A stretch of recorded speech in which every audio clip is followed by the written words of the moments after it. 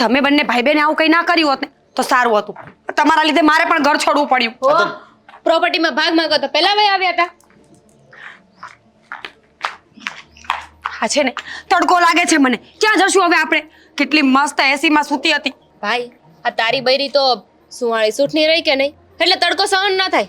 બાપના ઘરે તો જાણે કેમ કોઈ દિવસ તડકો જોયો જ નહીં હોય. હો પ્લીઝ, બાપ ઉપર જવાની જરૂર નથી. અત્યારે તો તમે લોકો તમારો વિચાર કરો. આટલી બધી પ્રોપર્ટી હોવા છતાં પણ અત્યારે ગેટની બહાર ધક્કો મારીને કાઢ્યા છે. તમારા લીધે આ પૈસા ના માંગ્યા હોય તો કઈ થાત જ નહીં. અરે તમે તો પૈસા માંગ્યા, પણ ભાઈ પૈસા માંગતા તો એમને તો રોકાય ને. શરૂઆત કોને કરી હતી પૈસા માંગવાની? ઓ હોશિયારી, પૈસા માંગે તારા માટે વાત કરવા ગયો તો ને એમાં આ બધી મગજમારી થઈ. તારે પૈસા જોતા હતા, બરાબર, ઠીક છે. મારે પૈસા જોતા હતા એટલે મેં તને કીધું હતું કે તું સરખી રીતે વાત કર. પૈસા સીધા માંગવાના હોય તો હું માંગી લેત ને. આવી રીતે કોણ પૈસા માંગે?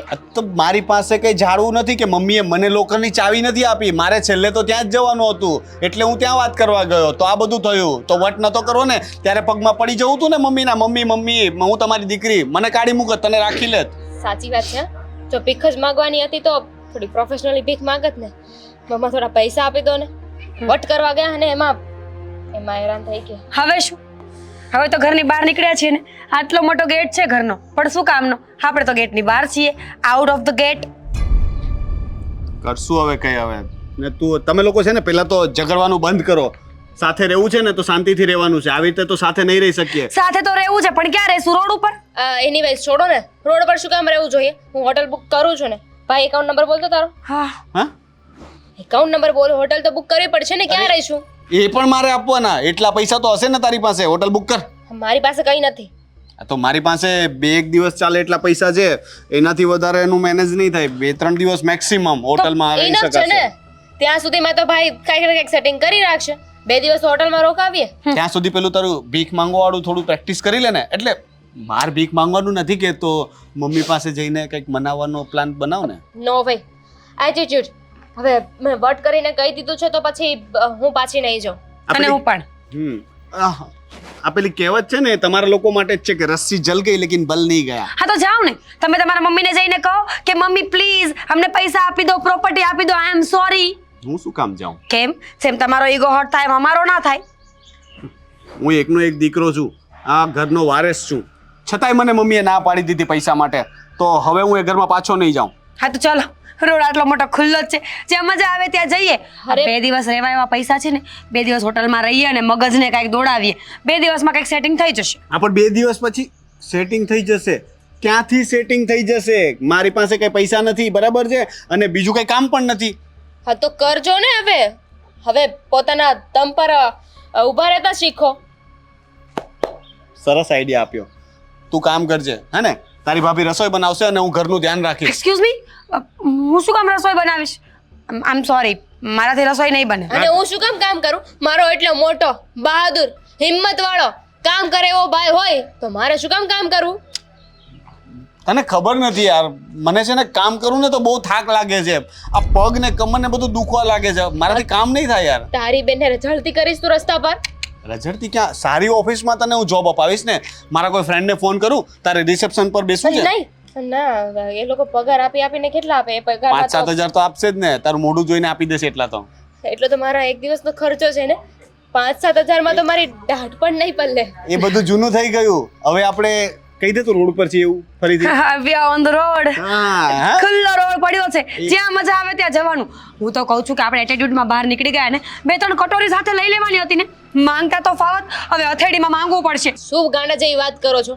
અરે આપણું કઈ સ્ટેટસ છે, લેવલ છે. આમ રોડ પર ચાલ્યા જતા હોય તો સારું ના લાગે. ગાડીની ચાવી પણ ના લીધી. બસ સવારથી એક કોફી નથી બનાવીને આપી તે મને, અને તે ખબર નહીં તે પણ નથી બનાવી આપી. બહાર ચલો, કોફી તો પીવું યાર, મારું માથું દુખે છે હવે. ચલો, ચાલીને જવું પડશે. તું અહીંયા ઊભી રહે, હું કેબ મોકલાવું છું. હે, થેન્ક યુ. હા, ચાલ. શું? હા ચાલ. તું ચાલ ને, એને ઊભી રહેવા દે ને. દામિની બેન,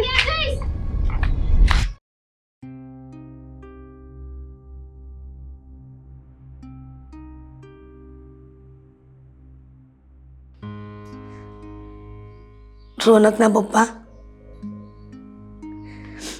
તમે આમ મને એકલી મૂકીને વહી ગયા. હું તમારા વગર નહોતી જીવી શકતી. તમને ખબર છે ને, ત્યાર પછી આપણા બંને બાળકો થયા.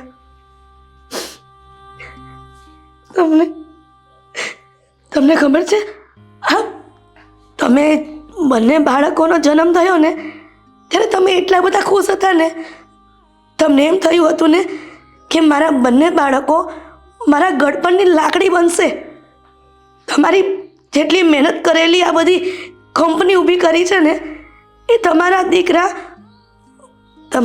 અને દીકરી બંને સંભાળશે. પણ એવું કાંઈ ન થયું. તમે જે વિચાર્યું હતું ને એવું કાંઈ ન થયું. હું તો એ બંને દીકરાઓના આધારે જીવતી હતી. મને પણ એવું હતું કે હું ઘરડી થઈશ ને તો એ મને સાચવશે.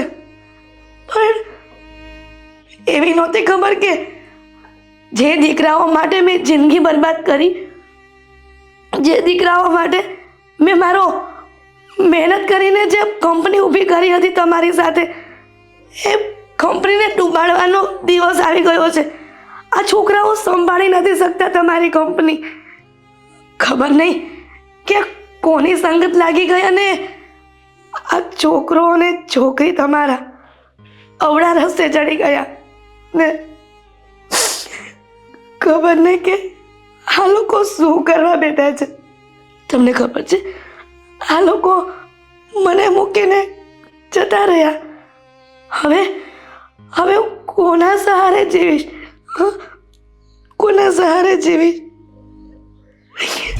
મને ખબર છે કે હું એમની સાથે વર્તન ખોટું કરી રહી હતી, પણ એની પાછળનું પણ એક કારણ છે. હું નથી ઈચ્છતી કે આપણે જે દિવસોમાંથી પસાર થયા એ દિવસો દામિની અને રોનકને જોવા પડે. એટલા માટે જ મારો આટલો કડક સ્વભાવ રાખ્યો હતો. પણ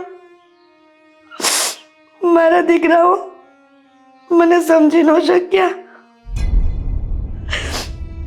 મારા દીકરાઓ મને સમજી ન શક્યા. હવે તમે જ કહો, હું શું કરું કે બંને દીકરાઓને સવડા રસ્તે લાવી શકું? એવું શું કરું કે એ લોકોને સવડા રસ્તે લાવી શકું? હા, કોનો ફોન આવ્યો? હા હા, હલો, શું? ત્રણેય જણા રસ્તા પર મળ્યા? કેવી હાલતમાં છે? હા, તમે મારી વાત સાંભળો. એ લોકોને તમારે જે કરવું હોય ને કરજો, પણ એ લોકોને સબક મળવો જોઈએ જિંદગીમાં કે જેની મા સાથે કર્યું છે ને એ ખોટું કર્યું છે. કેમ કે એના પપ્પાના ગયા પછી મેં એની પાછળ ઘણો બધો ભોગ આપ્યો છે. મારા દીકરાઓને ભણાવ્યા, ગણાવ્યા, એવા કાબિલ બનાવ્યા કે આમ સમાજમાં ઊભા રહીને તો પણ કહે કે આ બંને દીકરાઓ હિરલબેનના છે. પણ તમે જરાય ચિંતા કરો માં. તમારે નોકરી પર રાખવો હોય તો રાખજો અને તમારે જે ટોર્ચરિંગ કરવું હોય ને એ કરજો, પણ એક દિવસ એને પસ્તાવો થવો જોઈએ કે અમે જે કર્યું ને એ સાવ ખોટું કર્યું છે. હા, રાખું છું.